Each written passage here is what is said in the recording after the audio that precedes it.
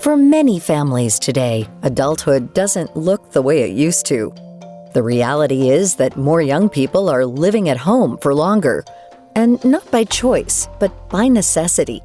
According to the Pew Research Center, 57% of Americans between the ages of 18 and 24 are still living with their parents.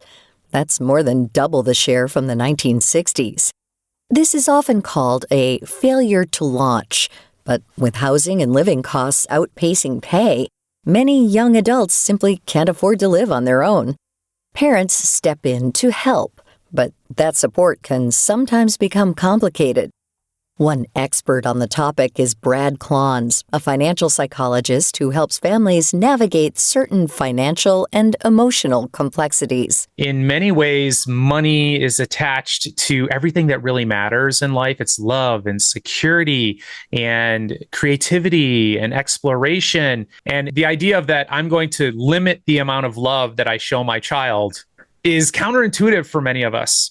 And especially if not really conscious of what are the psychological and behavioral effects of money that we are giving our children or things we're providing them, it's real easy to get, I would say, ahead of your skis and realize, oh, perhaps I am reinforcing behaviors that it turns out they're not going so well. And there's perhaps some negative consequences I'm seeing emerge from my children. We usually sort of wake up and realize that it's less of something we start out to do. He's also the author of the book, Start Thinking Rich.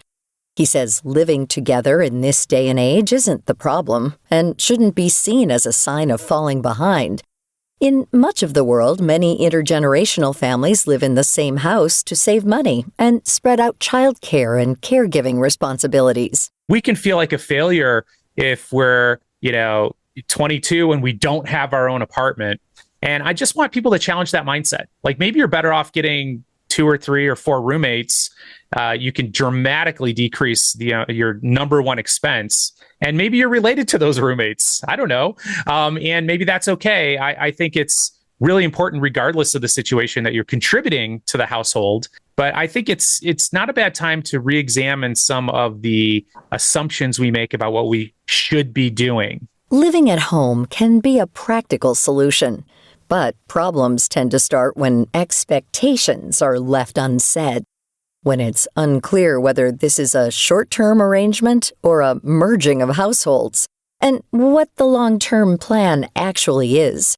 Without clear boundaries around money and responsibility, for some parents it can feel less like shared living and more like they're raising their child all over again. The role of parent-child probably should be shifting, probably should have shifted before that, where you're not in the default mode of doing their laundry or whatever, doing those things that a parent does, that it's probably difficult for some people to shake. I've got a 12-year-old and 8-year-old, and I know some 12-year-olds are doing their own laundry, cooking their own dinners. So it just depends on when you start to institute those independent living behaviors. But I think it's approaching it consciously and purposefully. And I'd also want to be doing it for a larger purpose too. So if they do have a minimum wage job, that's great. But what are the plans for them to gain more independence in the future? Are they saving and investing? Are they pursuing further, work or academic pursuits? What's the game plan here? I think is a good idea too. So a frame of reference around how long we're going to be doing this. And if parents are helping children out financially, Klontz says it works best when there are set, clear conditions as part of the agreement. I feel like if you are providing financial support to your children, adult children, there are definitely strings that should be attached. And some of those strings could be that, I'm going to kind of push you a little bit here to make sure you're saving and investing. Not that I need to be logging into your bank account or anything, but there's certain things I think we can come to agreements on. So you're going to be staying here. You're going to be using some of the household resources. I'd like to see you contribute in, the following fashion in terms of whether it's financially or whether it's carrying some of the workload. And then also, I want to see some positive actions that you're taking to better yourself. Such expectations can build responsibility and accountability. At the same time, he warns that parents can also subconsciously attach strings that end up doing more harm than good. Making them feel guilty or making them feel like they owe you. Or some people will use money to keep their kids close for their own psychological needs, not really thinking about, is this in the best interest of the children? Klontz acknowledges that cutting off financial support can feel uncomfortable and even risky. However, without a clear endpoint, help can turn into dependence, and eventually the day comes when it can't continue. It's a difficult transition for many people. And we start to think that, well, if I just give them a little bit more support, then they're going to engage in the behaviors that I think they should be engaging in. And then it just doesn't quite happen. And then before you know it, it's days and weeks and months and years where this pattern could be in place. So it's very subtle, I think, where people find themselves in this cycle of a child is financially dependent, and which is an entire behavioral, psychological affliction, essentially. And then you're enabling them. And financial enabling, the way I would describe it, is financial help that hurts. What often makes it so difficult for parents to cut off the flow of funds is fear.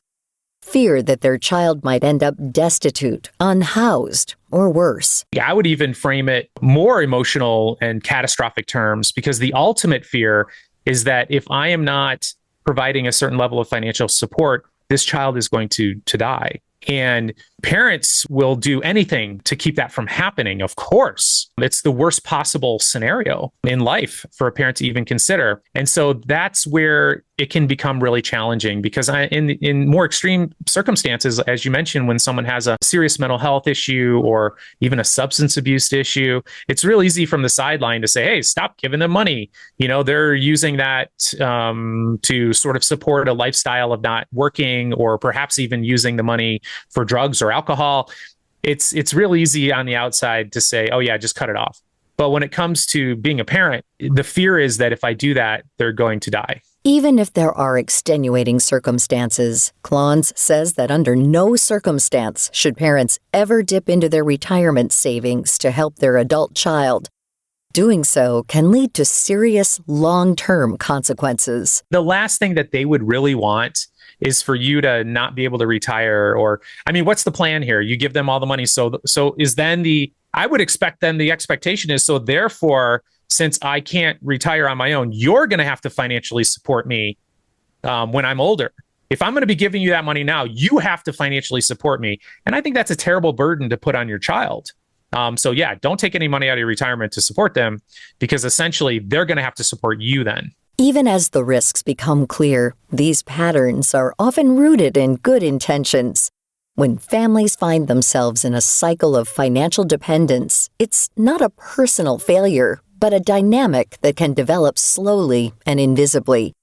Once that pattern is recognized and discussed, it opens the door that leads to clearer rules, expectations, and shared goals. To learn more about this topic and our guest, check out Blad Klontz's book, Start Thinking Rich, now available in select bookstores and online. You can also learn more by visiting our website at viewpointsradio.org.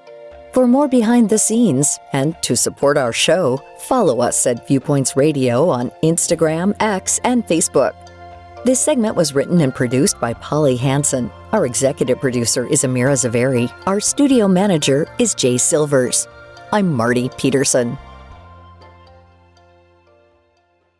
The In Good Health podcast gives listeners the latest news on what's trending in health, science, technology, and more, featuring medical experts who break down complex topics in a way that's easy to understand. The mice that ate the salmon that had been fed the soybean meal diet got obese. So it's not just what you eat, but it's what the thing you eat has eaten that's important. The In Good Health podcast, available wherever you find your favorite podcast and at ingoodhealthpodcast.org.